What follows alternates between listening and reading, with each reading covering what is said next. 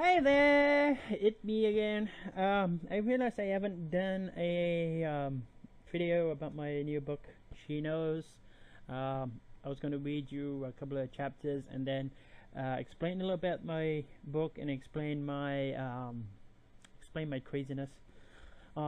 What this is a little bit different. It's not science fiction. It's still fiction. The description is fiction psychology. I wanted to take the character Duplex from my other series, Dark Knight series, and explore her a little bit because I had fun creating her, and she was like a good character that I wanted to explore more. I felt there was several more avenues and ideas I could go down,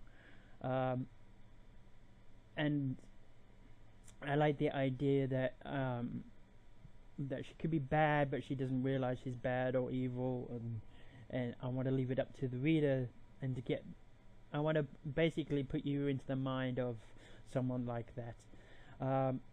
It's like when I came into the book idea, I wanted to, because I like if those who have seen and read my other books, I like to be on the bad side. Like I want to flip it.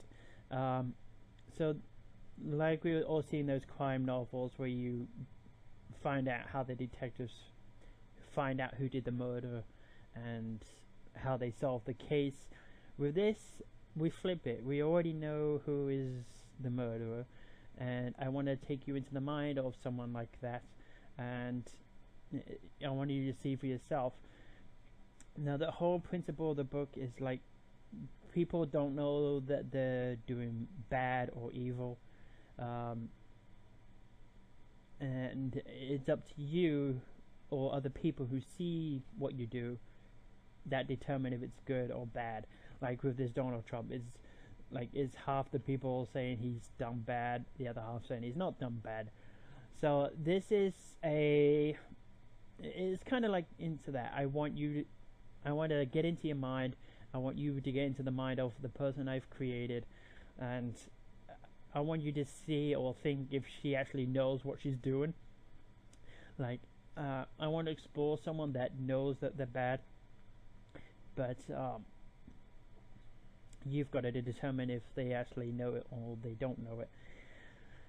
And I had a lot of fun doing it. Now, when I started creating the book, my first thought was, who is a well-known villain? Everyone knows Sherlock Holmes, and his nemesis was Moriarty. And I took on the idea of, well, what if Moriarty was female? And I went down that area because there's a lot of very beautiful women, and there's a lot of very strong women. And if you had someone that knows that they're gorgeous, they know the power that they have, and are strong, and they are like Professor Moriarty, who knows that they're bad, I think she would have a lot more power and get a lot further than Moriarty did.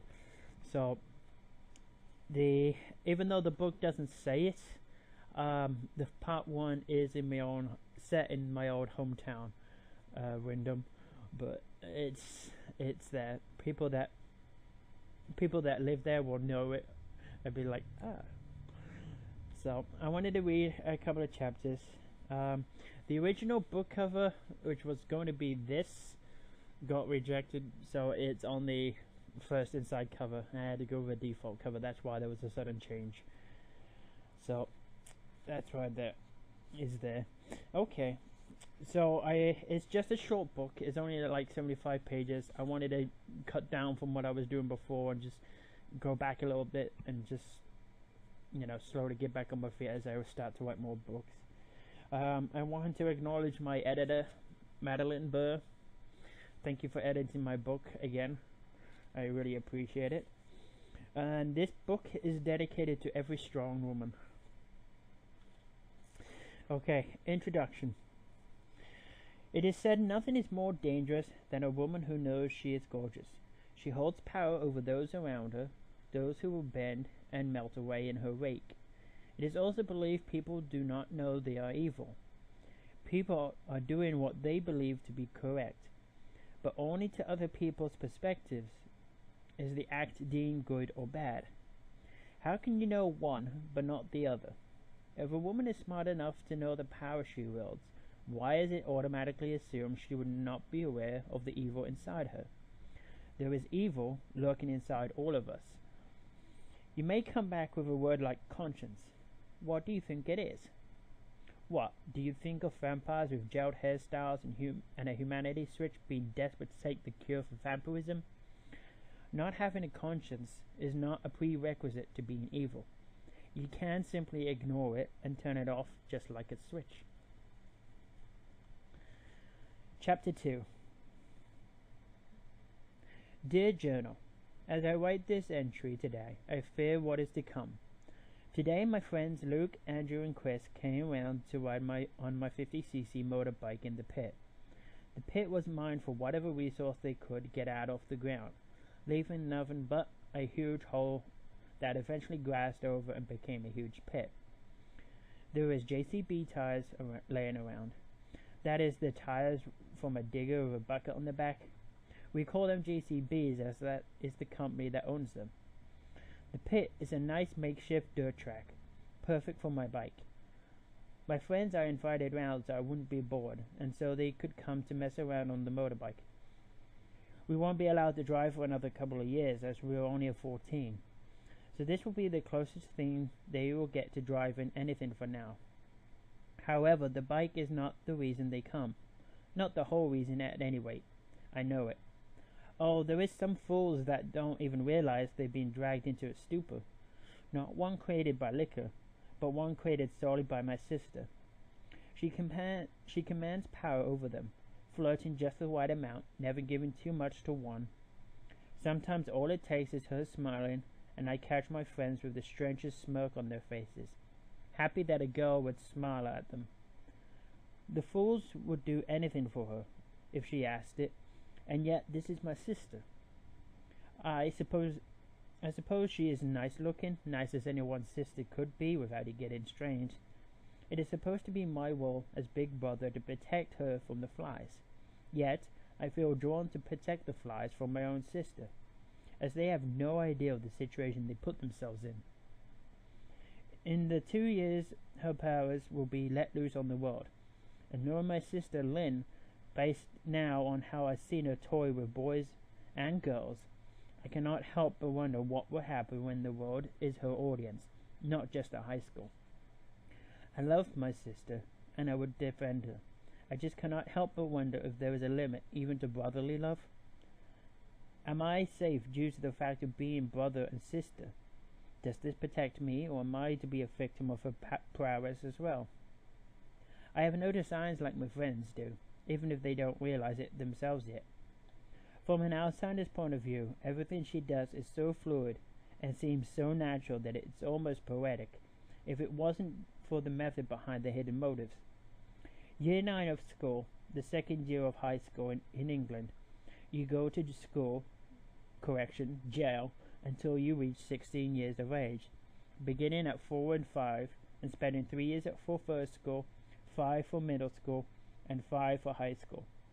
The system is set up like a production line. Children from ages 4 to 5 get placed on the production line in first school, and are processed at the end into what the government hopes to be educated citizens, ready to enter into the workforce. They teach you nothing about life. They teach you to count, how to tie your own shoes, how to read and write your name, but they do nothing to prepare you for life after school. Just like jail, you cannot escape. If you don't go, your parents go to jail, making sure in the minds of us children that going to school is a test of our family loyalty. Skipping school was jeopardizing your family's safety. So in turn, by not going to school, you're betraying your own family. It is nothing like the American school system where they keep you until you're 18 and teach you what you need to know to be able to survive. Although I hear there are desires to Americanize the school system, yearbooks, proms, even lockers. Ha! If we just had lockers, I would be happy. Instead of having to carry a huge gym bag full of nothing but books, folders, and science projects, it's enough weight and pressure that our shoulders look like they are ripped. One of my classmates got a broken shoulder as he tried to carry his classmates' bags for a day. He wanted money and offered to carry their bags for the day for £5. He only got the third bag on, and we heard his right shoulder break. Needless to say, he wouldn't be doing that again. But still, no luck, as we were told. At least not until after our year had left school. So at the age of 16, regardless if you're ready or not, you have to take the General Certification of Secondary Education exams, or GCSEs. Your entire life depends on these little grades. Your future rests on some old fart grading your papers.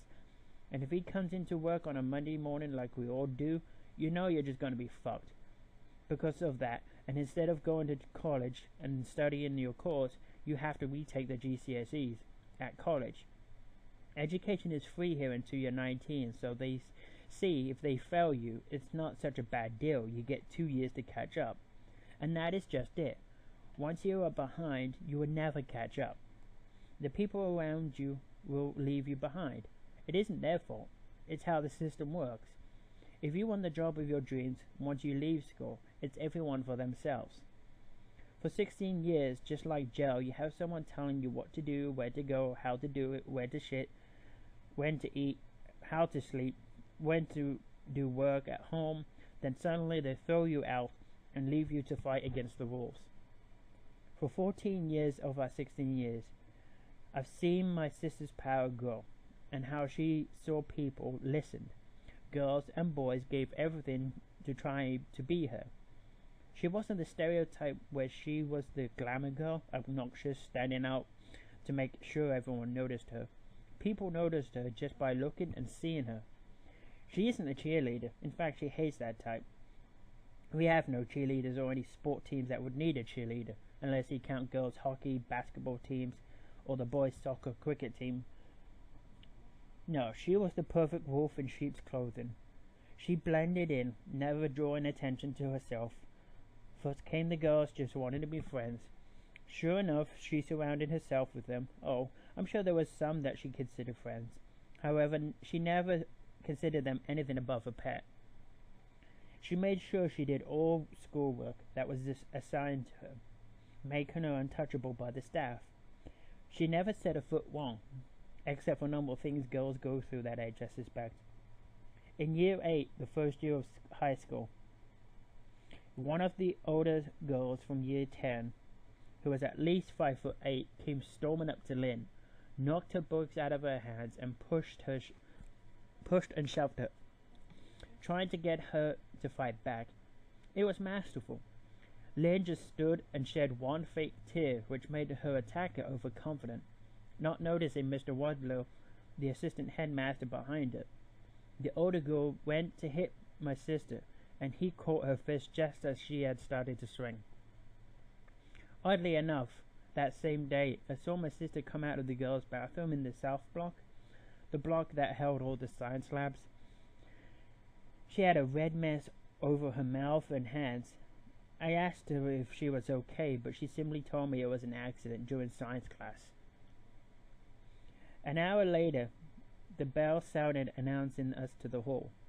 The girl that had attacked my sister was found dead. They talked to my sister with our parents present, but in the end they expelled one of her friends she had been friends with since our first school, Brook Road School. The older girl had died with a Bunsen burner focused on her throat. Thinking about it now, you think it could have been? I'm sure it wasn't. She is my sister. She wouldn't do that. Although it was funny seeing the trick she played on my friend today. He had been in love for a while. At least he knew it. I gave him credit for being honest about it. He wanted me to speak to her for him. He wanted to do a trade. Just a classic trade of you show me yours, I'll show you mine. My sister had her friend sitting next to her on the bed, and I stood next to him. He came in all serious and true to his word. He started off the trade and showed, LOL. And when it came to my sister's turn, she pulled out 2 socks. The look on his face. I honestly think she would have given those American gangsters of the 1950s a run for their money. Still, That was not the only case of someone going missing or ending up dead. But this is my sister. Could she really be? And just so you know, this pattern is supposed to be blood spatter.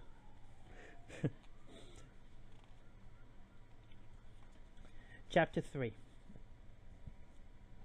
Did you kill him? Asked a woman's voice. Well, he has a hole through his head. I don't think it's possible to come back from that, Lynn replied sarcastically. How could you kill your own brother? The original voice responded. You just saw how I killed him. Oh, you mean the fact that he was my brother did not stop me from killing him?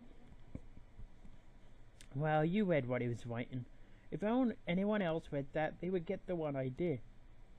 Pardon me. Just as my brother did. He was right about one thing. The fact that he was my brother protected him from falling in love with me, like his friends, which made him dangerous. I made my father leave our mum, and just like his dad, I had to make sure John would not be a problem anymore. Lynn turned to leave the room, and as she did, she dropped the letter opener she had used to put the hole through the back of her brother's head. Oh dear, clumsy Mies, Lynn remarked. Could you be kind enough to pick that up for me? My back is hurting me today. I can't bend over, she feigned, placing her left hand on the small of her back to express pain. The woman picked up the letter opener and went to hand it to Lynn. Oh no, dear, please put it on the table over there, she said, pointing as the woman went to set the letter opener down. Lynn took off her latex gloves. As she did, she looked down at her clothes, and saw she was in her PJs. Lynn and her friend were having a sleepover. Lynn and Samantha had been friends since the first year together at Robert Kett Middle School. She took her sleeping top off and dropped the pants on the floor. Naked, she ran back to her room, with Samantha following close behind. Wait here, Samantha, Lynn ordered, as she ran into the bathroom and started to take a shower. She took some of the cleaning bleach and started to wash herself, ignoring the burning. However, being in the shower, the burn didn't last long. Looking at the bathroom clock on the wall, she remarked, 7:30. Mum will be awake soon. She turned the water off. Her hands and forearms were red from the burning, but it didn't hurt at all. She had a plan for that. She got out and put a clean nightgown on. Stepping out of the bathroom, she returned to her room to find an anxious Samantha. What we're going to do? She pleaded. Did you do as I said? Lynn responded. Yes. Here is the entry he was working on. I placed the one I wrote on his desk instead, Samantha responded in earnest, as she placed the entry back in her dressing gown. Okay, good, Lynn smiled to herself. So it is time. She suddenly grabbed Samantha by the shoulders, kissed her fully on the mouth, and pulled back. What was that for? Samantha questioned, with a puzzled look on her face. She was taken aback by the sudden PDA from Lynn.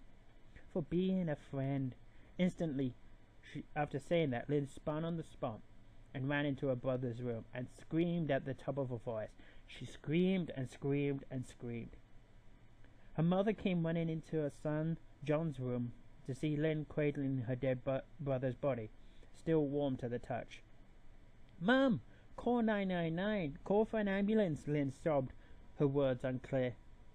Samantha had already passed the point of being able to determine if Lynn was just doing a fine bit of acting or actually being sincere.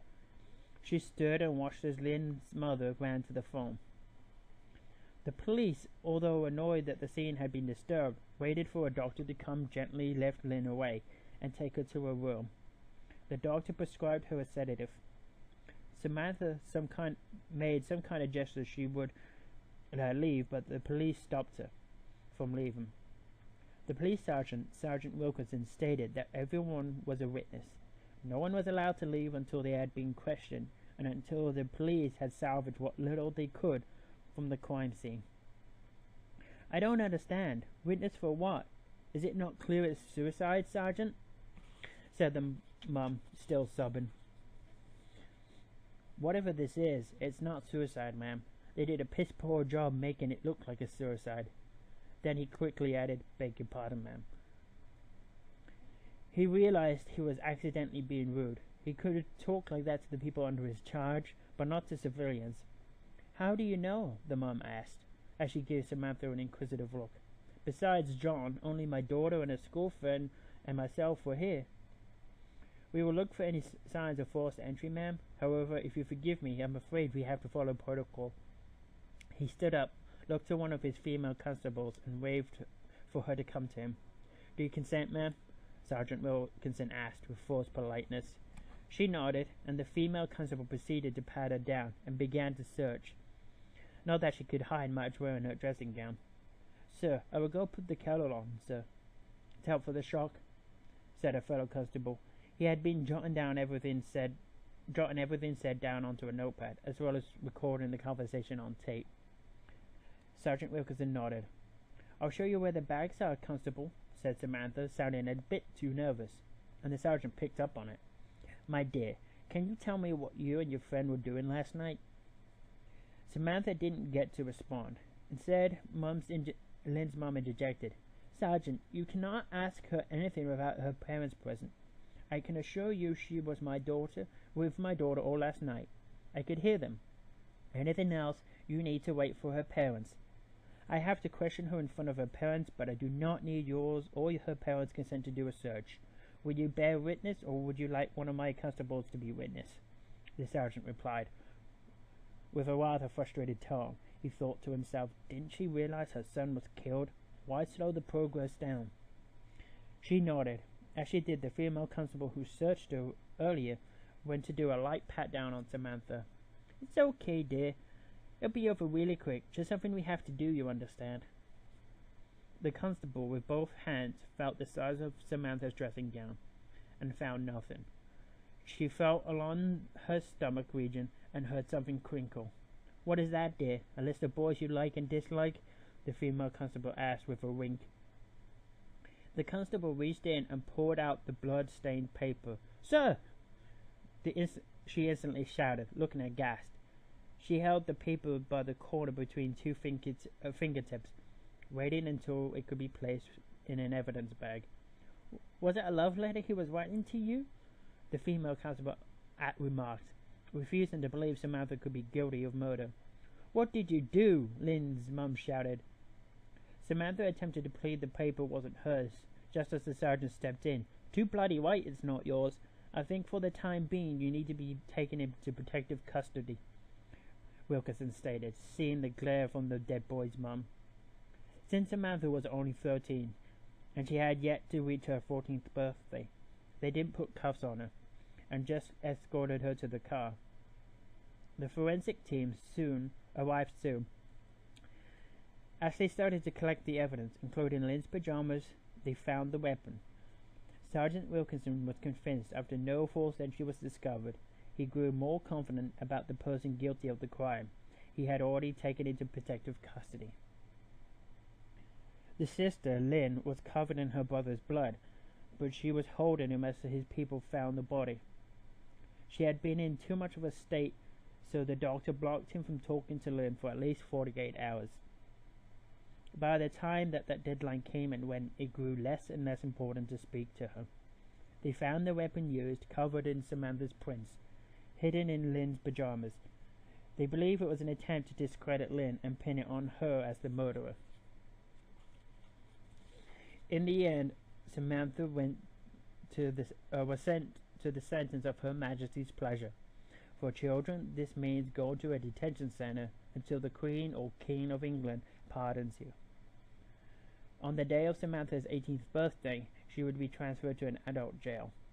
The only thing that had puzzled Samantha was the note they found on her is not the note she had originally taken from John. She just couldn't figure out how the one they found got into her dressing gown. I'm going to skip chapter 4 and go straight to chapter 4.2. And then that will be the last chapter I'll read for you.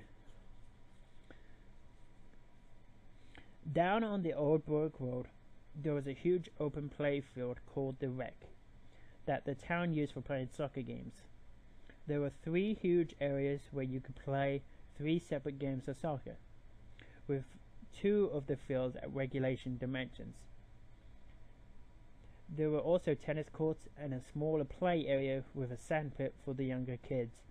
The park had 2 swing sets, one for the older kids, meaning 13 to 99 years of age, and another smaller swing set for babies and toddlers. The wreck was sandwiched between two main roads. The main road, Brook Road, led to the first school, which used to be a combined boys and girls school during the Victorian era.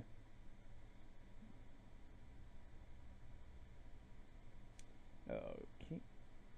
The school looked like it still belonged in the Victorian age. The other road led toward Lynn's and her mum's home. In between these two roads led down to a huge open area known as the Wreck. During the time when Lynn had attended Brook Road School, there had been a huge death slide on the hill joining Brook Road down to the Wreck. To say it scared the shit out of you every time you went down it would be an understatement. The drop was over 20 feet straight down before hitting the curve to slide off the end. You were lucky if you didn't topple over on the way down and crack your head open on the ground, hence the name, the death slide. The normal posture to going down a slide is to be sitting upright, so as to go down at an okay speed, neither too slow nor too fast. However, if you did that on this slide, you would have to hold on to the sides to make sure you didn't fall. Then you would cut or burn your hands from friction on the joining sheets of metal. The only good choice was to lay down to cause less air resistance. To say you fired down the slide and shot off the bottom would be a very accurate assessment. It was perfect for the adrenaline rush if you wanted one, because despite the name and the hazards, there were plenty of people that enjoyed it, and me included.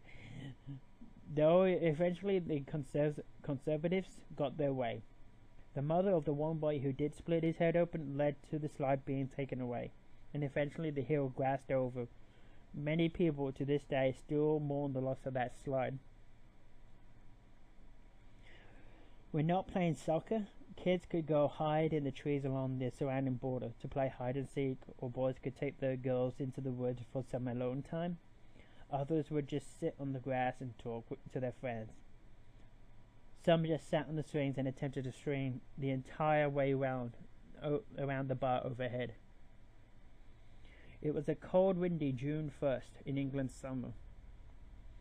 Lynn was sitting on the swing, just relaxing and wasting time playing solitaire on her iPhone, until she heard a crowd of people on Brook Road. It was her friends, people she knew from high school. She put her phone down, and waved to the four of them. She saw Emily, Lauren, and her sister Lorraine, Khan, and Vicky, one of Lorraine's friends. She saw Emily, Lauren, her sister Lorraine, Khan, and Vicky, one of Lorraine's friends she didn't know very well. "Where have you been? You've missed so much school," Lorraine shouted. As she was coming down the hill, Lauren punched her in the left arm. "She lost her brother, you fool," Lauren reprimanded her younger sister. "I know that. I was trying to be polite and nonchalant. Life must go on, you know," Lorraine defended herself.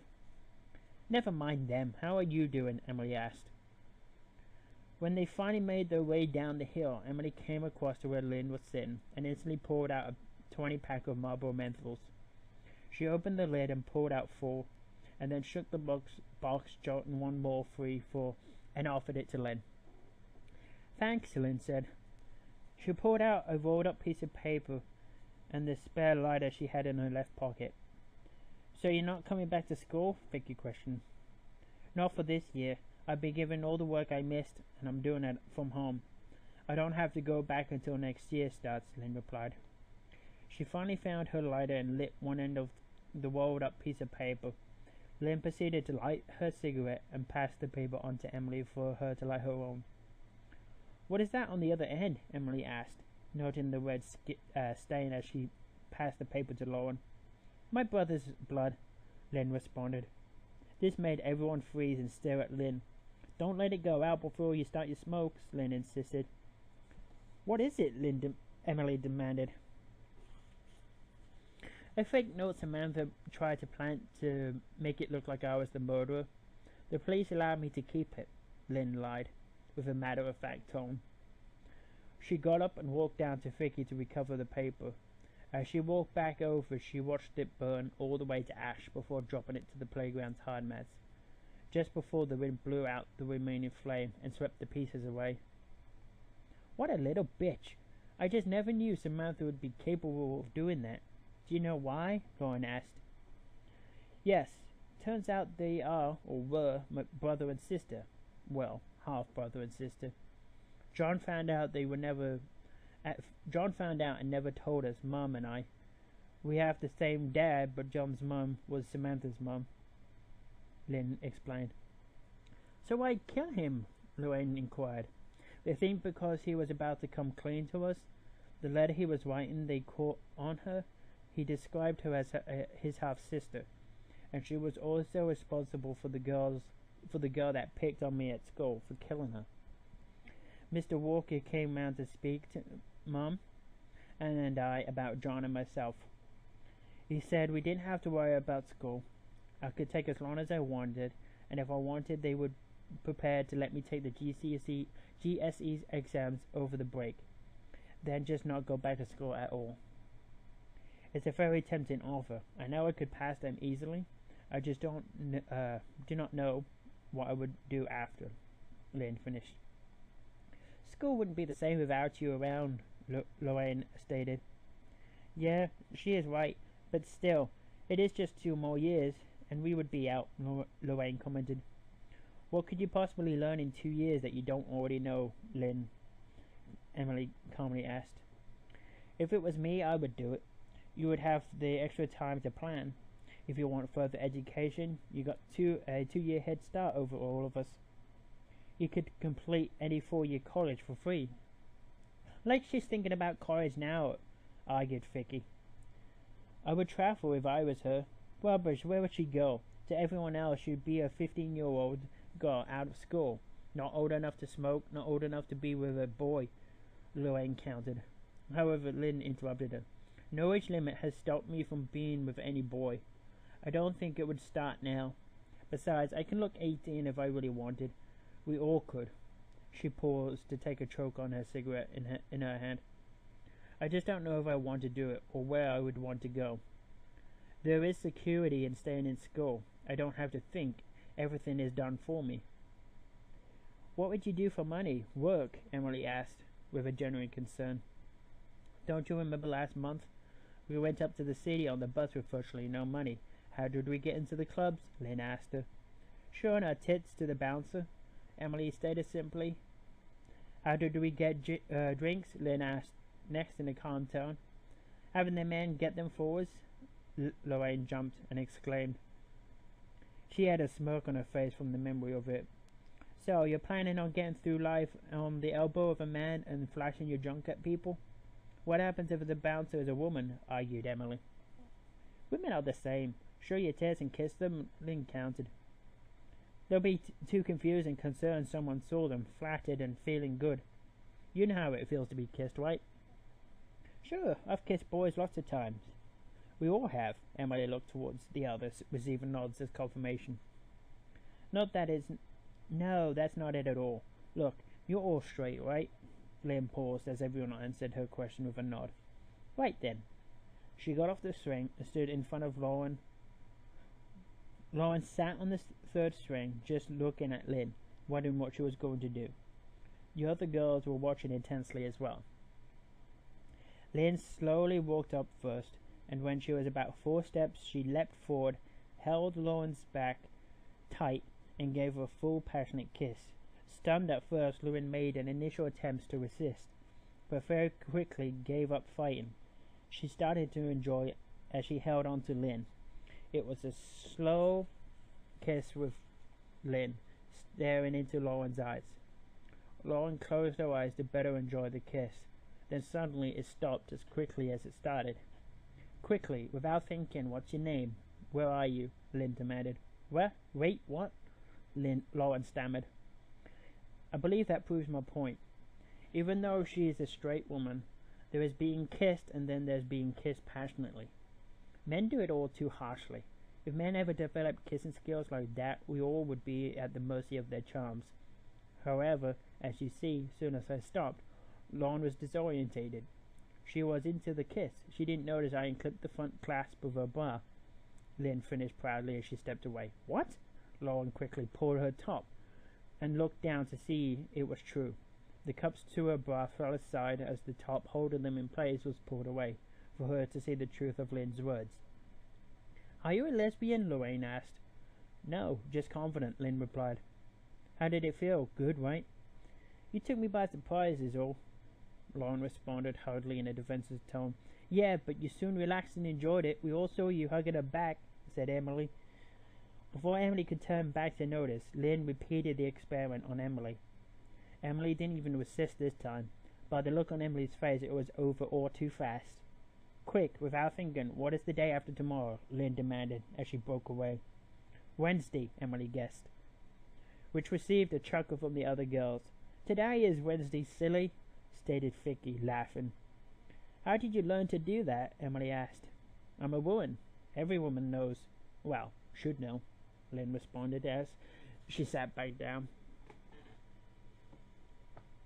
So, as you just experienced, I should be able to get by pretty well. Just a question of what I want to do.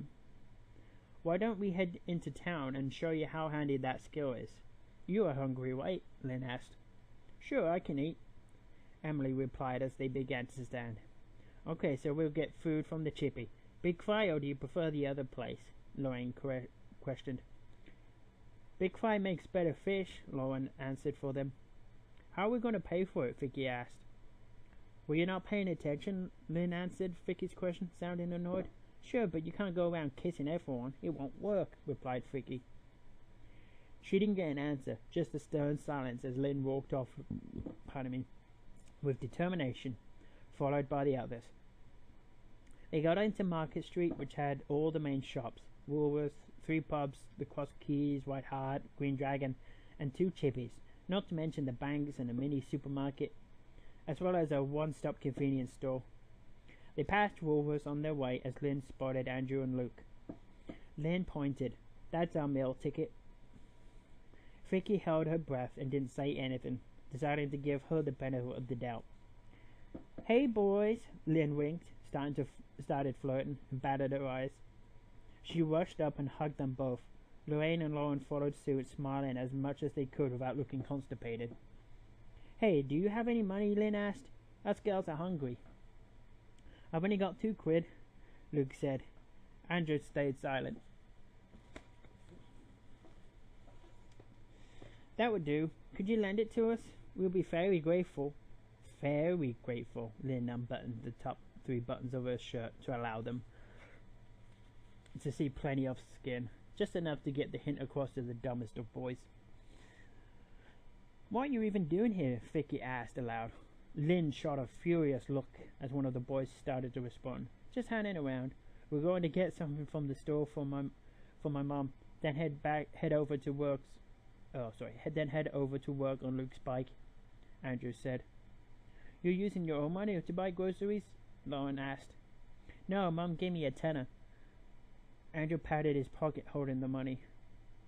You're looking handsome today, Luke, Lorraine said with a flirty tone. Andrew was totally focused on how Lorraine was openly flirting with Luke in front of him. Suddenly he was caught off guard as Lynn grabbed Andrew's face with both hands and started kissing him very passionately and forcibly. She pulled him to the bus stop outside of Big Fry, and Lorraine did the same with Luke. The other girls shielded him from anyone else seeing him. Lynn opened her shirt more so Andrew could see her bra, then grabbed his hands and placed them on her chest. Lorraine was rubbing Luke's inner thigh before she pulled down his fly and slid her hand inside to start stroking. Lynn resumed kissing as Andrew, all too happy and content to play with Lynn's breasts. She undid Andrew's pants with her index fingers and thumb from both hands, while the other 3 fingers sneaked into Andrew's left pocket to retrieve the £10 note. She moved it into the inside of her own pocket without him even noticing. She stealthily stepped on the back of Emily's foot as a signal. Look out, there's people coming, Emily exclaimed. Wide on cue, Lynn and Lorraine jumped up and hurriedly left the boys where they sat. Thanks, boys, they both said with a wink. The girls were already in big fright before the boys had a chance to stand up. Upon standing, both of their pants dropped to the ground, which quickly caught their attention. It would have looked like two boys were alone together in the bus stop in the most awkward position, but they promptly did up their pants again before anyone noticed. "Do you girls know what you want to eat?" Lynn asked. The other girls nodded. "Okay, I'm going to speak to my friend. He works here. Go ahead and order." She turned to look at the cook behind the counter. "Is Michael here? I wanted to see him. Is it okay if I go back?" she asked the cook boy. He was all too distracted to notice much and waved her back. "Large-sized fish, and I'll get a Coke, please," Emily said. "I'll get the same," Lawrence stated. "Can I get a sausage?" Lorraine asked next. "Didn't you get enough sausage outside?" asked Lauren. The girls all laughed. "I hardly call that a sausage, more like a pea," Lorraine laughed. "I've never felt one so small." "Vicky, you ordering?" Emily questioned. "Just extra large chips, please," Vicky replied quietly. When they walked over to the cash register to pay, Lynn returned, followed by Michael. Lynn was wiping her mouth with something, as she approached with a smile across her face. The person who served the girls had requested the money, £8.63, and opened the till. Michael turned to the other person and whispered in his ear. While they were distracted, Lynn quickly took all the £20 notes from the cash register and closed the drawer. "We all good? I paid already. I forgot I had some credit here from before," she said as she went towards Michael. All the girls turned around as Lynn walked up beside Vicky. "So now what do you think? We went from having no money to eating like queens." Lynn placed an arm around Vicky's shoulder. "Shall we sit up there?" she said, pointing to the town's main tourist attraction, which had a seating underneath. The girls sat down and started to eat. By the time they were halfway down, they noticed a police car, a panda car, stopped in front of them. One of the officers was the female constable that remembered Lynn. "Hey, love," she said, smiling. "Have you girls been taking money?" the constable asked. "Not us. Michael and Big Fry allowed me to use my credit to buy these." Lynn pointed to the half-eaten food. "I'm afraid they reported a large amount of money went missing after you left. That was there before you arrived. Also, another report stating you stole £10, the female constable stated, reading the notes from her notepad. "Well, we wouldn't be sitting here if we had money like that," Lorraine replied. "Please stand up and turn around. I will need to do a search," the officer stated. They complied as Lynn had signaled to them not to refuse. Lynn was searched first and was done rather quickly. Then Emily, Lauren, and Lorraine were searched, and then Vicky. "Care to explain, love?" The officer pulled out the 20s and 1 tenner. "I don't know how that got in there. I didn't take it," Vicky pleaded. The expressions of a stark surprise on the other girls' faces convinced the officer they didn't know she had done it. "Why, Vicky, if you needed money, you should have just asked," Lorraine said. "Are you in some sort of trouble?" "She is now, love. Come on, I'm afraid you have to come with me. Your parents home?" She started to escort Vicky to the car. "Hopefully they'll be happy with just getting the money back and don't want to press charges." As the car started to pull away, Lynn quietly smiled to herself as she sat down to continue to eat. "You just never know," she exclaimed, shaking her head. Emily looked down at her with a suspecting look. "Your work?" she asked as she pointed. "Oh no, I wouldn't be so sloppy," Lynn protested. "So what were you doing with Michael in the back?" asked Lauren. It was Lorraine who whispered in the answer into her ear. "Oh, you didn't, did you?" The question was out before her mind could catch up, remembering she saw Lynn wiping her mouth as she came back. "I've decided I will take the exams early. I'm done with school. The world will be at my mercy," Lynn stated proudly. All of the girls stared at her as she continued to eat. Okay, so that's the end of that chapter. I hope that got you into wanting to read more. It's the idea of wanting you to get into the mind of Lynn and how someone thinks like that. A young Professor Moriarty in their teens, and and I think it's really exciting and fun to explore. Okay, thank you, and I hope you buy a copy. Pardon me. You can get one from Amazon, Barnes and Nobles.